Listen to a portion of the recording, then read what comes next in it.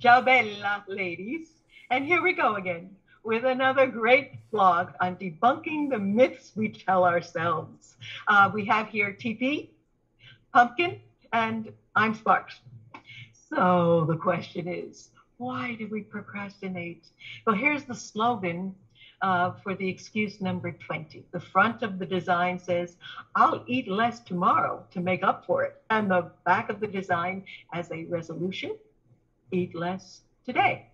So what is your interpretation of this quote? For me, it's one of the big boogaboos, procrastination. I think, okay, I'll do this much. And if I don't, all right, fine. Tomorrow I'll try again and do this and that, which in and of itself is not a bad thing. However, I think it's a better thing if I take that back of the design and say, eat less today. So, Pumpkin, Yes. what are your thoughts on that? You really identify with it. You look at your plate and you're like, you know what? I'm gonna go for it. And when you look at the design on the shirt, it really has like ice cream and cakes and chips and all the fun stuff that you want to eat. And you say to yourself, you know what?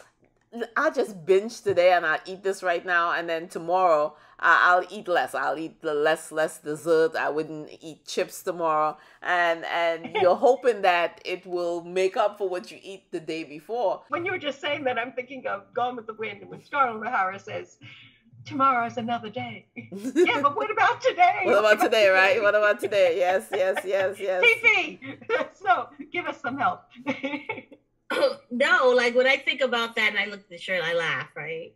Because I'm just like, we're such a mean generation where it's about me. I want to consume everything right now.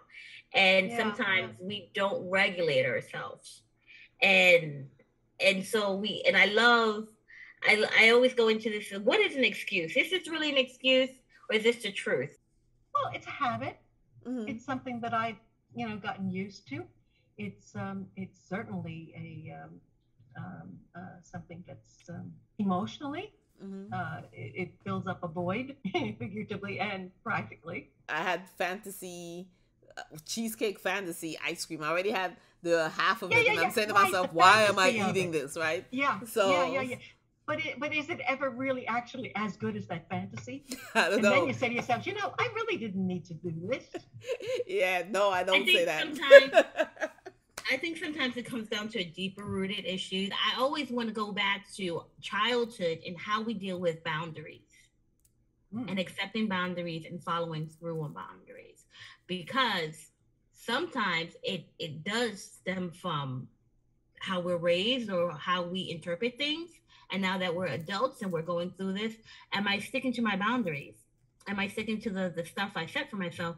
Or I'm making, once again, those excuses, excuse 20, and I know I should be doing this, but if I can say tomorrow, I'll do better instead of focusing on the today, then it sort of negates the fact that I've consumed all this food that I know I didn't need to have.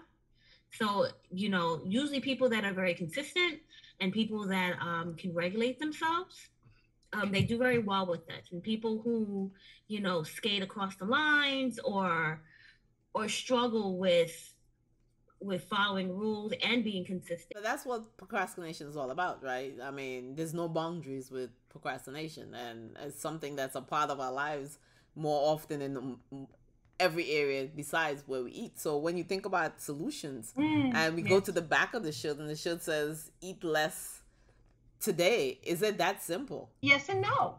All of those other pieces are in play, but that practicality, okay, I'm in this moment and I can choose, I have control, I can choose what I'm going to do in this moment so that I eat less today. I had a good day today, and I actually did that.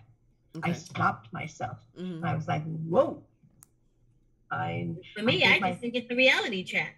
I think the best way to fix it is to face reality, right? And so that's the first thing, is to be able to admit that we're not eating right, that there needs to be a change, and just be really honest with ourselves. And I know we always say things that we tell ourselves when no one's looking, but are we telling ourselves the truth?